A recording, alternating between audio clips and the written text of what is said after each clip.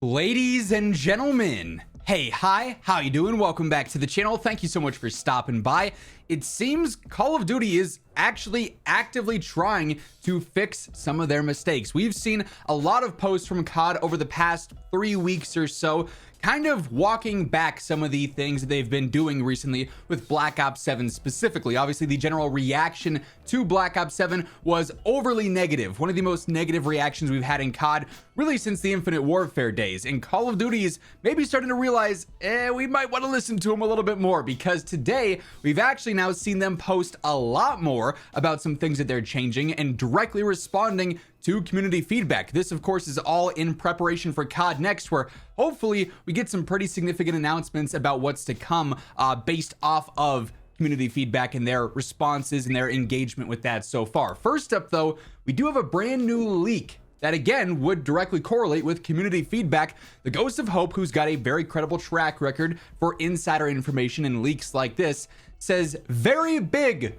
grain of salt leak. Keep in mind, this comes just after he said very, very big grain of salt leak. Potentially Black Ops 7 could be moving up its release date. We'll have to wait and see on that. But he says this time, Treyarch developers are currently pushing to remove disbanding lobbies from Black Ops 7. This would be huge. This has been a big thing for a while now. Part of the reason why skill-based matchmaking is so frustrating and annoying is that you play good one game, you know who you're going against, you know who the opposition is, but that's your only chance to get to play them. As soon as that match ends, you're getting recycled into a new lobby, you're getting kicked out, and it's going to restart the queue there. And then, of course, you're going to get a lobby based off of your recent performance, which, if you just did really well, means you're probably going to go against a bunch of other sweaty players. And it just feels like you're getting punished for being good. The connection might be worse there, too. It's just like this whole thing. Disbanding lobbies used to just be a thing in Call of Duty, then they took it away for no real reason. It's got to be something that ties to SBMM and something retention based so they can keep the core audience of casuals on the game longer. But it does appear there is actually an initiative going on to try and get this to come back. Somebody does respond to Hope and says they've probably been pushing for that for years, but then they get shut down by Activision. I do know that there's a lot that devs specifically say, hey, we want to try this, we want to do that. And then Activision says, yeah, it's not going to happen, man, which is really, really unfortunate. You have executives that might not even be in touch with the community, in touch with the game, making decisions for the game, which is ridiculous. But Hope does respond and says, to be fair, I knew about them pushing for less aim assist in BO6 before that happened, and we did get that. Disbanding lobbies is different, but COD is in such a bad spot right now that I think it can happen. So this is something we're going to have to monitor. I wouldn't be surprised if this is an announcement that they make at COD Next or leading up to COD Next. For what it's worth, it shouldn't have to come to this where they take just something that is not even a feature. It's just a core mechanic of how COD works from back in the day. They remove it to help with their skill-based matchmaking or whatever they want to say their reason is. And then they have to flaunt, oh, hey, we're going to do this for you guys because you've been asking for this, when it should have never left in the first place. But at least they could potentially be trying to push for even more community feedback to make an impact in game, if this ends up coming to fruition. But that's not all for Black Ops 7 updates based on community feedback and community reception. They've also gone through and detailed another cosmetic update for the game, which is pretty interesting. And keep in mind, as we're going through all this information here today, if you guys enjoy the video, you want to help share it around and grow the channel to new viewers, a like rating is a fantastic way to do so. It really does help out. And of course, if you are one of those new viewers, or maybe you have not subscribed yet, we should change that. Every day I got you guys covered with the latest going on in Call of Duty. So feel free to hit that subscribe button and turn on those post notifications. But late yesterday afternoon, Call of Duty actually ended up posting this, which I gotta say is more good news. The Call of Duty Vault Edition update based around the operators. Now, to be fair, there are still far more pressing issues in the game than operator skins. But we gotta start somewhere, and if this is where it's gonna start, it is what it is. I'm content with the fact that they are changing this based off of feedback, and I hope it is a trend that they continue in other elements of the game as well. And I'm going to continue to push for these trends to follow into other elements of the game as much as I can on the platform that you guys have, allowed me to have and blessed me to have here. So I'm going to try and use it to promote as much positive change as we can get. And based off of the feedback that we've been giving them since the Black Ops 7 reveal, we now have completely changed a core thing launching with the game. So here's what they say. Vault Edition collection adjustments. As part of our commitment to the authentic look and feel of Black Ops 7, And after receiving community feedback specifically related to the Black Ops 7 Vault Edition offering, we've decided to implement some visual changes to 3 of the 4 Vault Edition operators in the collection, and we're going to add a bonus operator skin for Ted. Now, you may recall that we've seen a lot of complaints about the cosmetics in this game, carry forward being a thing. Oh man, Beavis and Butthead is going to just ruin Black Ops 7. That's going to be spammed everywhere. And so they walked that back. Okay, no carry forward except for XP tokens and gobblegums. Then you had a chunk of the community, the zombies community, really saying, okay, but carry forward would actually kind of make sense for zombies for the storyline stuff. And COD's like, okay, we'll walk back some and give you guys the main quest operators as carry forward content, but that's it. So it's still going to keep it grounded in what the game's story actually is. But then you have a lot of people saying, okay, it's great that they're not doing carry forward, or that they're saying they're not going to do crazy skins. But look at the Vault Edition. That looks like it's crazy skins where you have, like crazy looking exosuits and hologram armor and all sorts of stuff like that. And it's like, okay, if that's going to be authentic to the game, it maybe could be because it's a little bit futuristic, but still a little flashy, a little bit out there. That could just bleed into them doing more of that, which doesn't necessarily look like what you think Call of Duty would be. So now they've gone through, they've adjusted all of them, and we get a little preview image of all 4 operators here. So Reaper doesn't really change all that much. It's still just a robot at the end of the day, not too much to change there.